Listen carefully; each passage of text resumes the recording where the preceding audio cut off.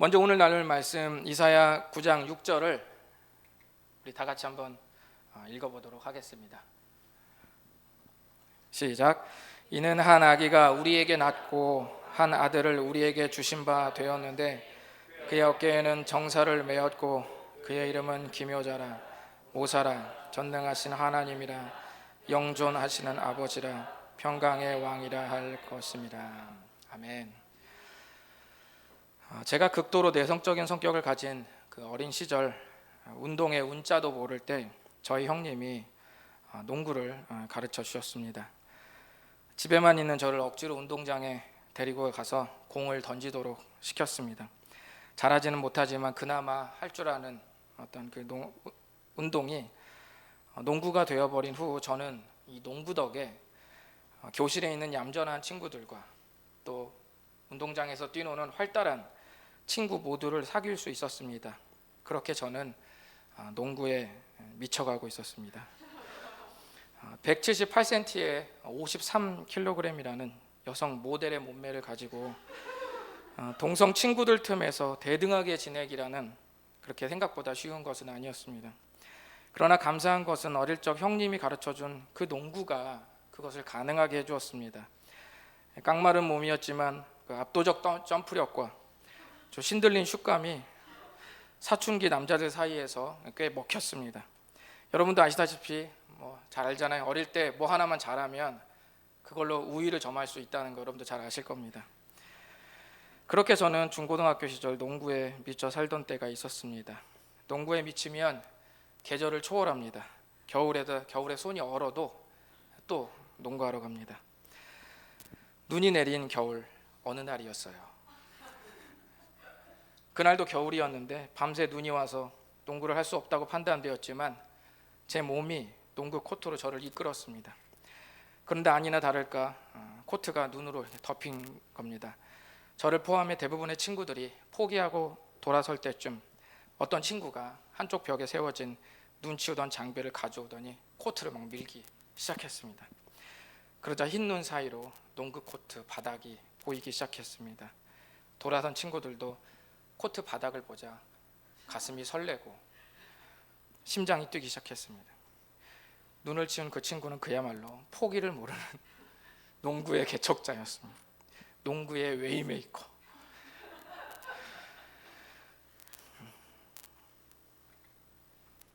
요한복음 14장 6절에 보면 예수님은 자기 자신을 일컬어서 내가 곧 길이요 라고 말씀하셨습니다.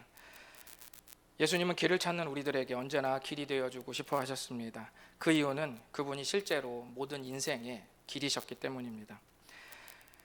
그러나 모든 사람이 예수님을 믿은 상태로 우리가 태어나는 것이 아니기 때문에 인생 여정 어느 순간에 여러분이 교회를 출석하거나 예수님을 이 이름을 듣게 될 때 처음 듣기 때문에 낯설을 수밖에 없습니다. 그 낯설음이 우리를 위축되게 해서 예수님이 말씀하신 인생의 길 걷기를 두렵게 만듭니다. 그래서 성경 마태복음 7장 14절은 생명으로 인도하는 문은 좁고 길이 협착하여 찾는 자가 적음이라고 말씀하셨습니다. 낯설고 어려워 보여서 찾는 사람이 적다고 우리 주님이 말씀하십니다.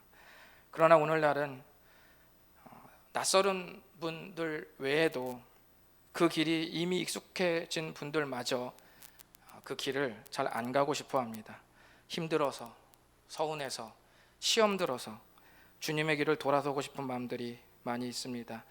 심지어 저희 교역자님들 중에서도 하나님이 밉게 느껴졌던 때가 있다고 했습니다. 그래서 우리는 정기적으로 이 길을 확인할 필요가 있습니다.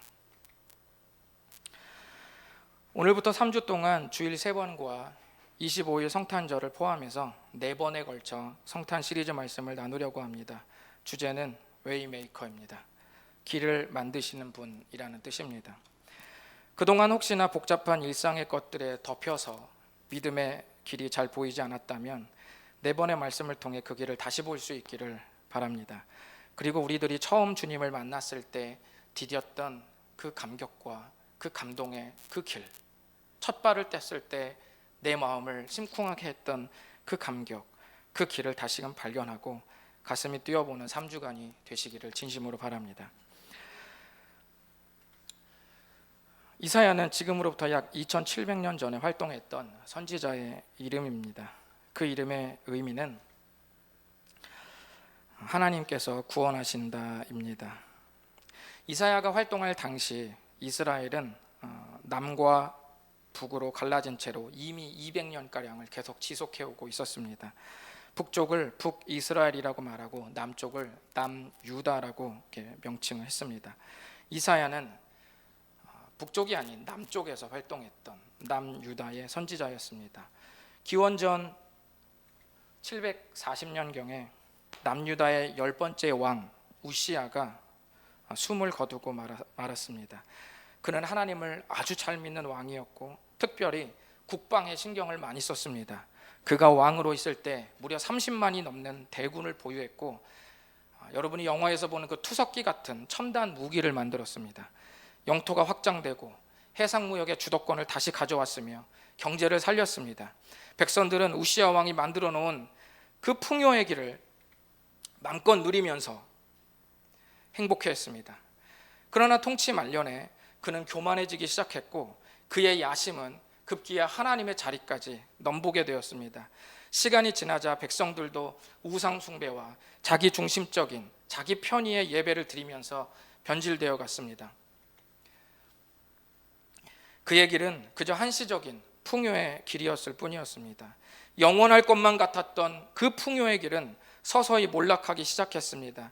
그렇게 불안함만 남겨놓고 우시야 왕이 기원전 740년경에 숨을 거둔 그 해에 하나님은 드디어 이사야 선지자를 준비시켰습니다. 이사야를 통해 우리 주님이 무엇을 준비시켰는지는 잠시 후에 말씀드리겠습니다. 우시야 왕이 죽자 그 아들 요담이 16년을 통치했습니다. 감사하게도 이 요담은 그의 아버지 말년의 폭정보다는 초기의 신실함을 본받았습니다. 그래서 역대하 27장 6절은 이렇게 말합니다. 요담이 그의 하나님 여호와 앞에서 바른 길을 걸었으므로 점점 강하여졌더라. 그리고 그는 통치 기간 동안 진짜로 딱히 큰 죄를 짓지도 않고 주님을 잘 믿다가 생을 마감했습니다. 그런데 그에게 참 아쉬운 한 가지가 있었습니다. 성경은 그 아쉬움을 그대로 기록해 놓았습니다. 요담이 그의 아버지 우시야의 모든 행위대로 여호와 보시기에 정직하게 행하였으나 여호와의 성전에는 들어가지 아니하였고 백성은 여전히 부패하였더라. 요담 왕은 자기 자신은 신앙의 길을 유지했지만 나는 믿음을 유지했지만 왕으로서 마땅히 백성 전체를 품고 백성들이 자신과 같이 신실하게 주님을 섬기도록 해야 하는 그의 역량은 없었던 겁니다.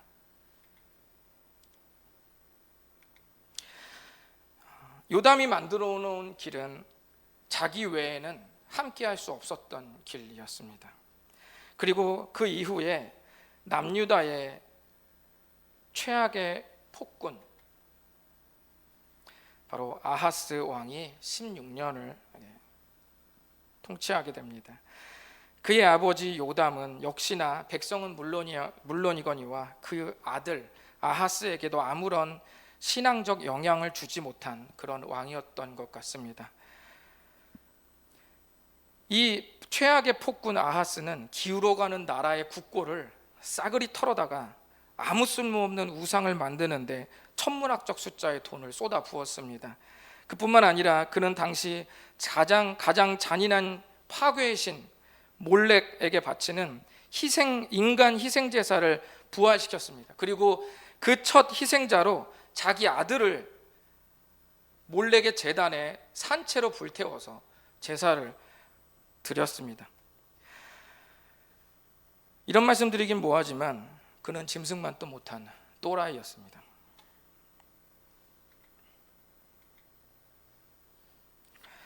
아하스가 만들어 온 길은 파괴의 길 그 자체였습니다. 백성들은 이제 그 어떤 길도 보이지 않는 칠흑 같은 어둠에 놓였습니다. 이사야는 바로 이 모든 과정을 지켜보고 있었습니다. 그리고 하나님도 그 모든 현실을 보고 계셨습니다. 그것이 그래서 그 하나님께서 오늘날 이사야를 통해 백성들에게 위대한 약속 하나를 주셨습니다. 그 약속이 바로 여러분이 설교 시작할 때 읽었던 이사야 9장 6절입니다. 다시 한번 우리 이사야 9장 6절을, 이 배경을 아셨으니 다시 한번 그 마음으로, 비장한 마음으로 읽어보겠습니다. 시작. 이는 한 아기가 우리에게 낳고 한 아들을 우리에게 주신 바 되었는데 그의 어깨에는 정사를 메었고 그의 이름은 기묘자라, 모사라, 전능하신 하나님이라, 영존하시는 아버지라, 평강의 왕이라 할 것임이라. 아멘. 주님이 칠흑 같은 어둠 속을 헤매는 백성을 위해 준비한 결정적인 그 약속은 한 아기였습니다. 그 아기가 태어나서 암흑의 시기를 걷고 있는 모든 사람들의 진정한 왕이 되어 주신다고 약속하셨습니다. 이전에 왕들이 만들어 놓았던 완전할 것만 같았던 그 모든 길은 사실 불완전한 길이었는데, 그런 불완전한 길이 아니라 영원토록 우리의 모든 것을 지켜주실 바로 그 길을 만들어 주신다고 주님께서 말씀하신 것입니다. 당대 사람들은 이 예언을 듣고 당시 통치하던 그 아하스, 폐륜적이고 반인륜적인 파괴의 왕 아하스 대신에, 주님이 이 아하스 대신에 진짜 바로 이 약속을 실현시킬 위대한 한 아기를 주님이 예비하시고 그 다음 때에 그 놀라운 탁월한 왕을 우리에게 주시겠구나라고 그 당대 백성들은 그렇게 생각했습니다. 그래서 이사야의 이 예언을 들으면서 마음에 소망하고, 그래 폭군 아하스 다음은 누굴까 고대하면서 이 말씀을 마음에 새겼습니다. 여러분, 그 다음 왕이 누군지 아세요? 그 다음 왕이 바로 남유다 최고의 성군 중 한 명으로 꼽히는 히스기야 왕이었습니다. 사람들은 히스기야 왕을 보며, 그래, 하나님이 말씀하신 바로 그 아기, 우리의 폭군의 어두움 속을 완전히 빛으로 다시 다 밝혀줄 그 성군, 바로 히스기야, 바로 이 사람이, 이 왕이 맞구나 라고 생각했습니다. 히스기야 왕은 정말 사회를 개혁하고 우상 숭배의 뿌리를 뽑아버리고 예배를 회복시키고 그 당시 최고의 강국 아수르의 침략을 격파하는 등 마치 이사야를 통해서 약속을 예언한 그 모든 약속을 성취하는 듯 보였습니다. 그러나 그의 통치 말년에 강국 아수르를 대항하기 위해 바벨론과 동맹을 맺으면서 큰 실수를 저지르게 되었습니다. 동맹 자체가 문제라기보다는 지금까지 히스기야를 히스기야 되게 만들었던 바로 그 원인, 지금까지 그 나라를 그 어려운 중에도 국난의 대국들이 그 국가를, 이스라엘 주변을 둘러싸임에도 불구하고 견고하게 그 자리를 지킬 수 있었던 그 모든 원인, 바로 주님, 하나님, 바로 그 주님을 잊어버리고 이제 내가 살기 위해서는 신흥 강국 바벨론을 붙잡는 것이 내가 살 길이다라는 결정적인 마음의 결정을 내리고 바벨론의 동맹을 기뻐했던 겁니다. 그것이 문제였어요. 히스기야의 길은 하나님이 이사야를 통해 약속한 길이 아님을 백성들은 또 알게 되었습니다. 결국 히스기야는 이사야를 통해 주님이 약속하신 그 아기가 아니었다는 것이 드러났습니다. 백성들은 그 아기를 또다시 기다렸습니다. 그 약속은 대대로 계속 이어져 왔고 사람들은 그 아기가 오기만을 간절히 바랬습니다. 그렇게 약 700년이 흘러 마침내 이 땅에 예수님이 태어나셨습니다. 그리고 그 예수님이 이사야 9장 6절의 말씀을 모두 성취하셨습니다. 그 아기는 바로 예수 그리스도셨던 거죠. 6절은 이렇게 말씀합니다. 이는 한 아기가 우리에게 낳고 한 아들을 우리에게 주신 바 되었는데, 주님이 말씀하시기를 그 아기의 어깨에 무엇을 메었다고 말씀하셨냐면 정사를 메었다, 이렇게 말했어요. 정사가 뭐냐면, 정사를 한자 그대로만 풀면 정치에 관한 일입니다. 그런데 그걸 어깨에 메었다는 의미가 아니라 성경에서 이 정사를 메었다는 표현은 무슨 의미냐면 그 아기가 왕권을 가지고 온다, 이 뜻이에요.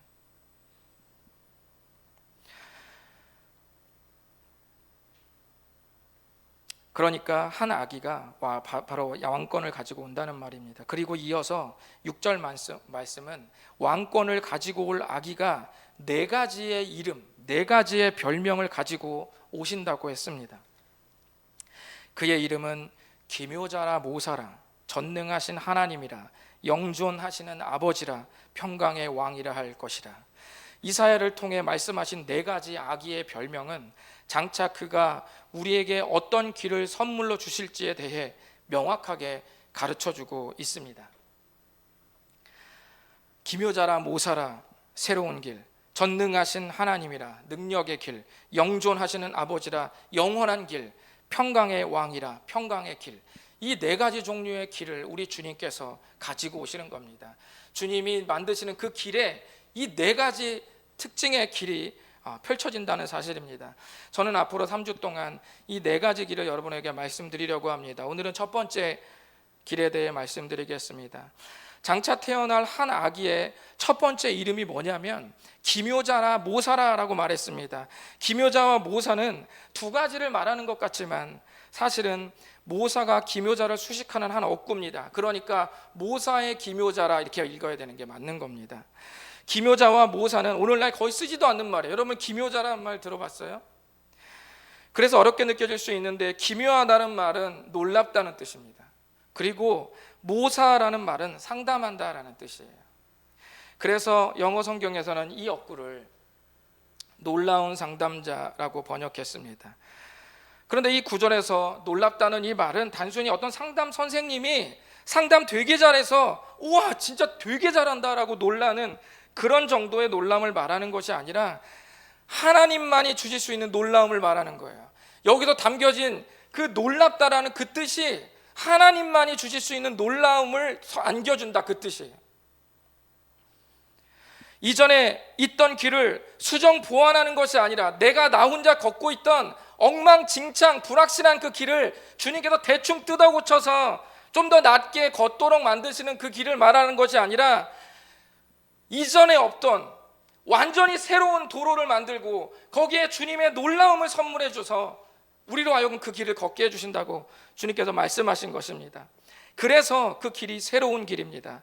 실제로 예수님께서 탄생하실 즈음에 주변의 등장인물들을 보면 전부 동일한 반응이 있는데 그것이 바로 놀라고 있는 모습입니다. 예수님이 유대 땅 베들레헴에 태어나실 때 그 지역을 다스리고 있던 왕 헤롯이 놀랐습니다. 그리고 마리아라는 여인이 예수님을 성령으로 잉태할 것이라는 소식을 들었을 때 놀랐습니다.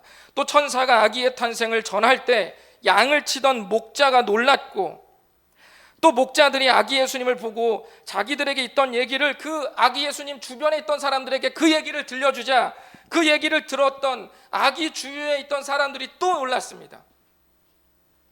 모두 하나님만이 하실 수 있는 놀라움이었습니다.